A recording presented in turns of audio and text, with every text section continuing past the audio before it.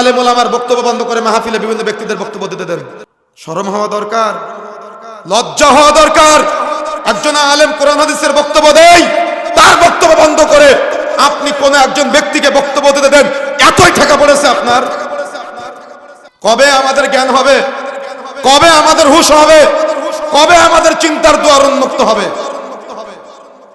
একজন বাগ্মিশে বক্তব্য দিচ্ছে কোরআন হাদিসের বক্তব্য, আর আপনারও তো লজ্জা হওয়া দরকার যে একজন আলেমের বক্তব্য বন্ধ করে আপনি কিসের বক্তব্য দেন? আমার আসার দরকার নেই আপনার এলাকায়, কিন্তু কোনোদিন আলেমকে সম্মানিত করবেন না, কোনোদিন আলেমকে সম্মানিত করবেন না। একজন দায়ী বক্তব্য দেয়, আলেম বক্তব্য দেয়, কোরআন হাদিসের বক্তব্য থেকে তার বক্তব্য বেশি গুরুত্বপূর্ণ।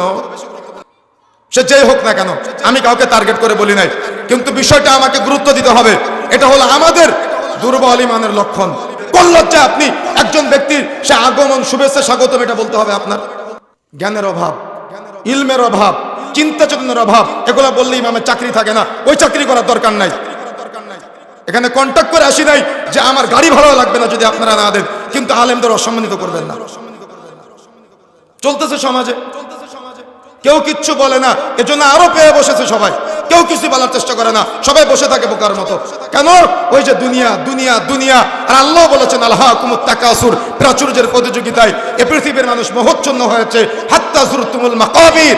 এই মোহে মানুষ ততদিন আচ্ছন্ন থাকবে যতদিন না মানুষ কবরে উপনীত হবে। কবরে যাওয়ার আগ পর্যন্ত আমাদের আরো চাই, আরো চাই, আরো চাই, দুনিয়ার প্রতি এই আগ্রহ থাকবেই।